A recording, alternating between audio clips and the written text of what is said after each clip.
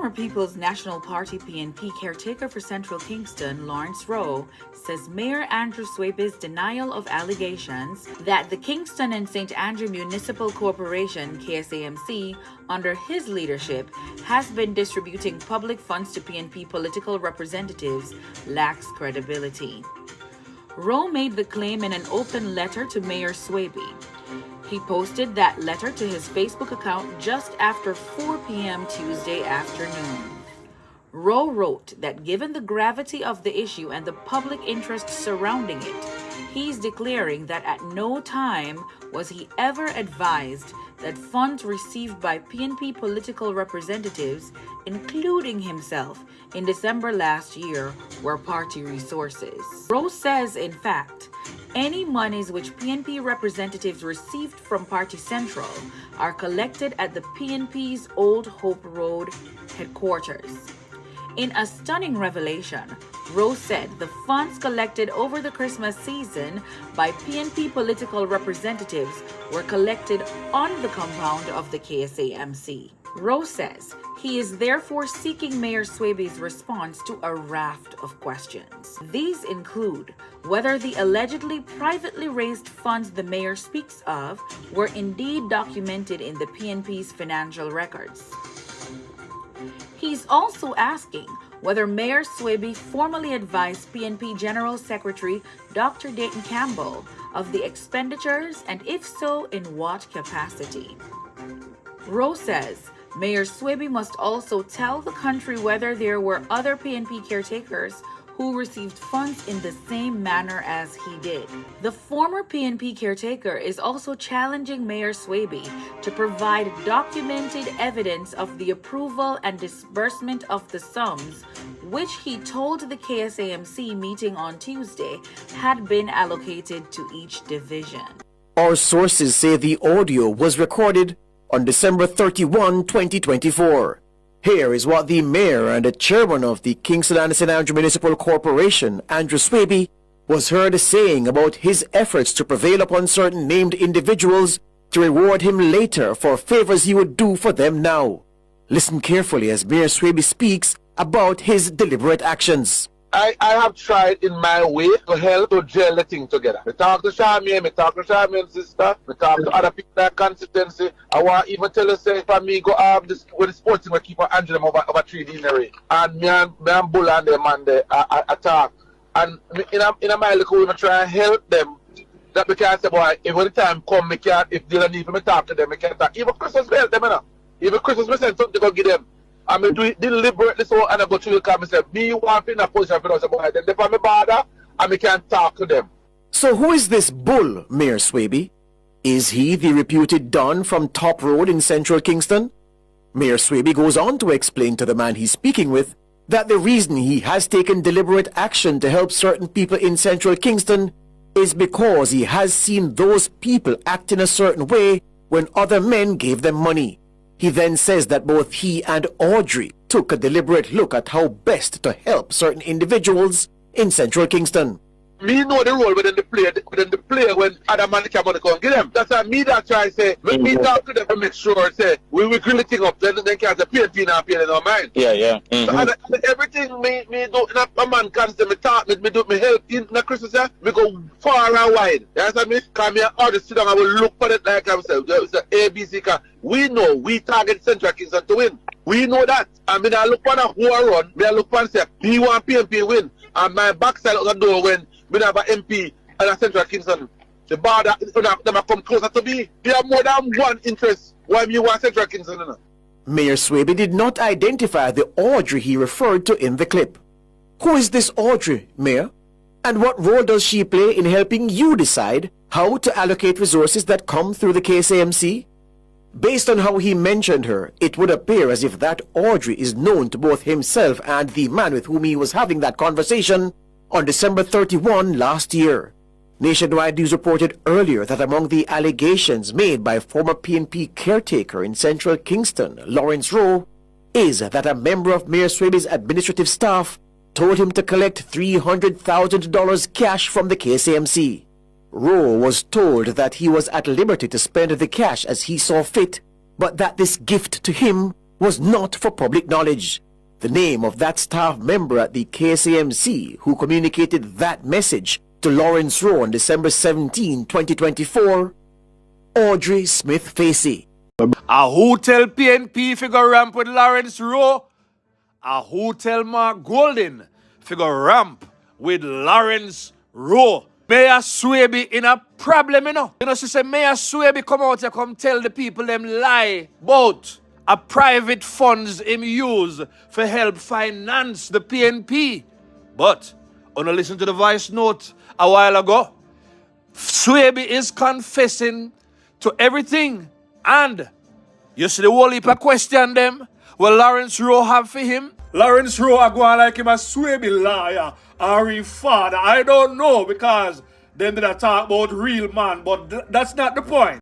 As soon as Swaby came out and spoke, it's as though Lawrence Rowe did know. Say Swaby did a call lie to the Jamaican people them about the fact that the KSAMC under his leadership are use taxpayers' money to fund party interests. See they now, Swaby don't talk corruption. Listen, Lawrence Rowe now take no check with them. It is over.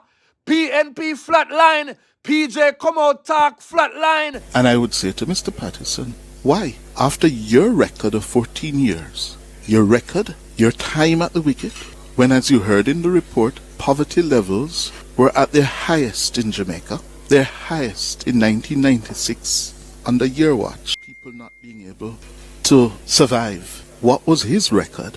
Under his watch, Jamaica lost 40,000 Jamaican-owned businesses. 40,000, more than 40,000 indigenous Jamaican businesses went under during Patterson's time.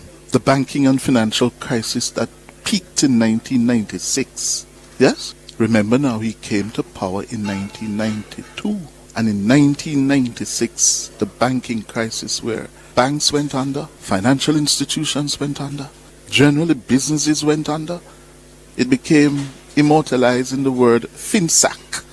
They were all finsacked. Why?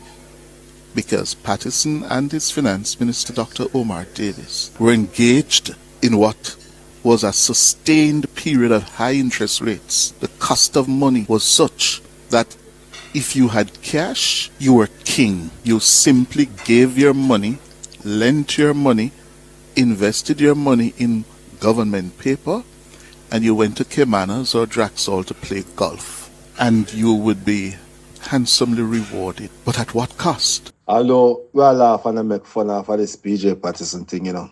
I don't want me to get too caught up in it, you know, because as far as me see it now, PJ Patterson is the PNP weapon of mass distraction right now. And I tell you why I say that. Right now, Mark Golding under fire, Satan Campbell under fire, Ian Fields under fire, Renta Dread, Damian Crawford under fire. The entire PNP is under fire right now. And they are being battered left, right, and center. They know that PJ Patterson does have a good record. Whether it is economics, finance, crime, poverty, employment or unemployment, infrastructure, superstructure, you can't think of anything in which he distinguished himself outside of winning elections 3 times. And we have theories as to how that took place. But that is an aside.